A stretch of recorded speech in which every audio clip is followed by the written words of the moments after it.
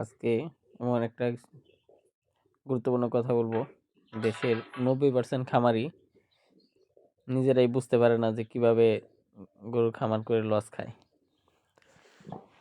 এবং এই গরুর খামার করে যে লাভ করা যায় সেটা অনেকেই জানে না, এবং কিভাবে লাভ করতে হয় সেই বিষয়টাই আপনাদেরকে আমি ক্লিয়ার করে বলবো। ভিডিওটা না টেনে আমাদের সাথে থাকবেন। ভিডিওতে অনেক গুরুত্বপূর্ণ কিছু কথা বলবো, যেগুলা যারা গরু ভালোবাসেন বা নতুন খামার করতেছেন তাদের জন্য খুব উপকারী হবে, আর যারা অলরেডি গরু লালন পালন করতেছেন তাদের জন্য আরও বেশি উপকারী হবে। তো ভিডিওটা না টেনে সাথেই থাকবেন। আসসালামু আলাইকুম, স্বাগতম সৌজনের চ্যানেলে।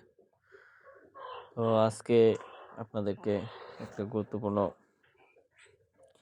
একটা টপিকে নিয়ে আসছি, সেটা হচ্ছে গরুর খামার করে লস খায়, কিন্তু এই খামার করে যে লাভবান হওয়া যায় সে বিষয়টা অনেকেই জানে না।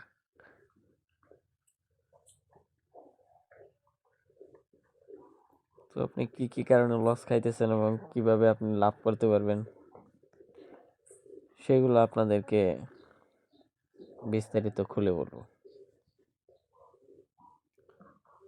যখন আপনি একটা খামার করতে যাবেন তখন আপনাকে আগে জিরো লেভেল থেকে শুরু করতে হবে।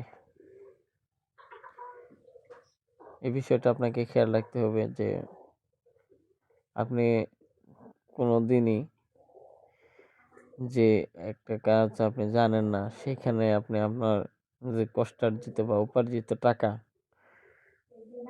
সেটা আপনি না বুঝে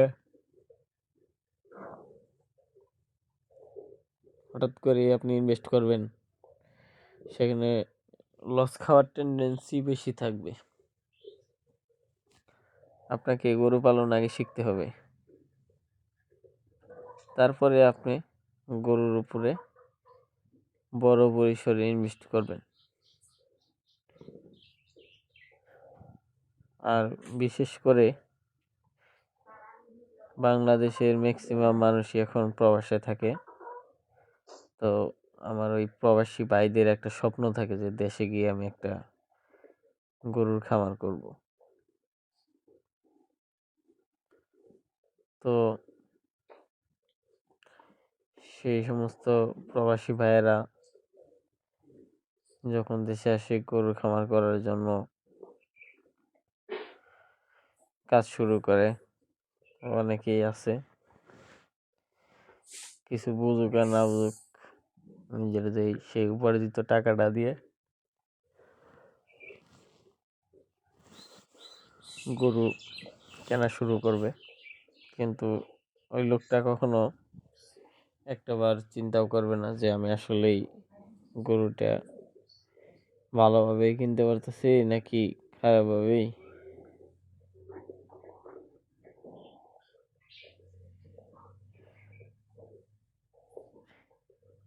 তো যখন এই প্রবাসী ভাইয়েরা দেশে আসার পরে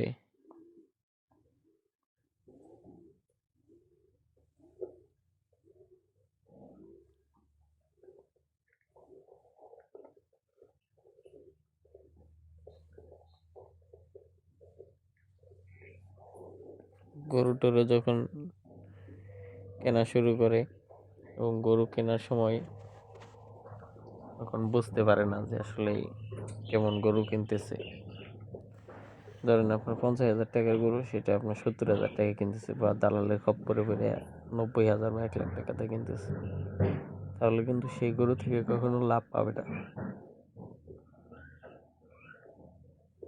গরু কেনার আগে আপনার প্রথমে সতর্ক হতে হবে, দালাল শ্রেণীর খপ্পরদের হাত থেকে আপনাকে বাঁচতে হবে, তবে আপনি গরুতে কিছু লাভ করতে পারবেন। আর যখন দালালের কাছ থেকে আপনি দালালের পালায় পড়বেন, শুরুতে আপনি লস খাবেন, এটাই তো স্বাভাবিক। আর গরু লালন পালনের ক্ষেত্রে দুইটা বিষয় খেয়াল করে মানুষ বর্তমানে।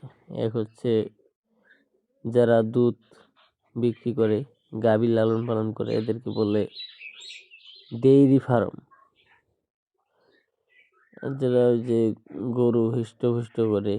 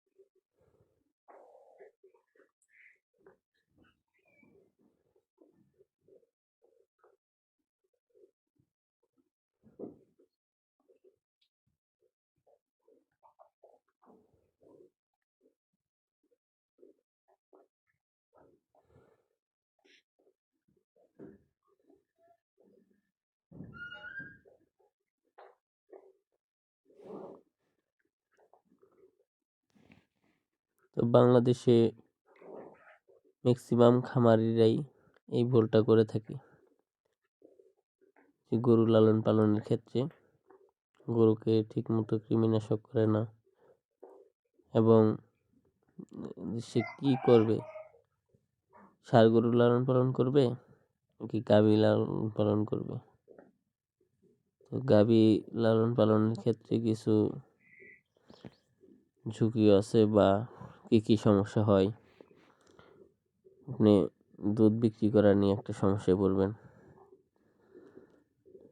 তো এদেরকে আবার নিয়মিত খাবার দিতে হয়। গাভীর ম্যাস্টাইটিস হওয়ার সম্ভাবনা থাকে, এ বিষয়ে সচেতন থাকতে হয়। নানান সমস্যা। তো আপনি যখন একটা নতুন একজন খামারি বড় গাভী লালন পালনে যাবেন, তাহলে অবশ্যই আপনার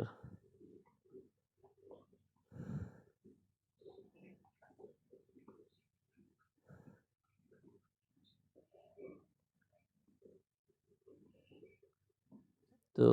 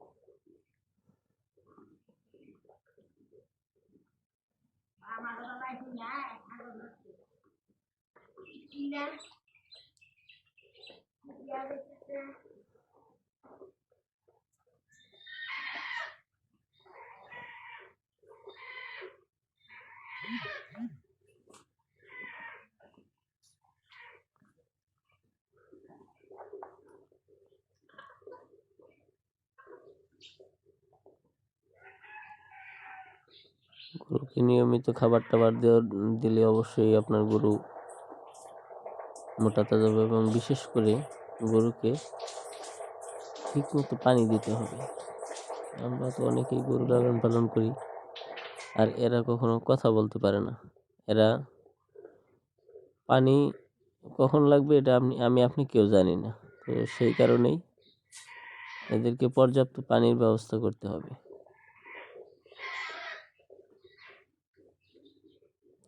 আর বিশেষ করে গরুর লালন পালনের ক্ষেত্রে একটা সুন্দর একটা বাসস্থান তৈরি করতে হবে এবং সূর্যের আলো যেন সেখানে পায়। সূর্যের আলো গরুর জন্য খুবই দরকারি।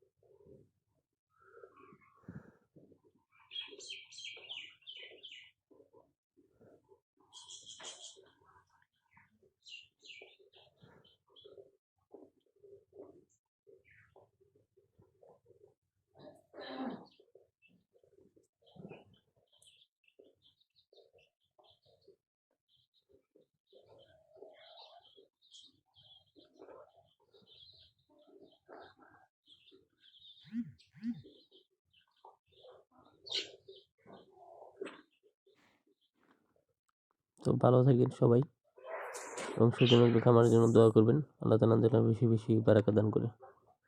আর আপনি যদি গরু প্রেমী হন অবশ্যই লাইক কমেন্ট অবশ্যই করবেন। কমেন্ট করলে আমি উৎসাহিত হই এবং বেশি বেশি ভিডিও আপনাদেরকে দেব। সুজন এগ্রো খামারের আপডেট ভিডিও পাবেন।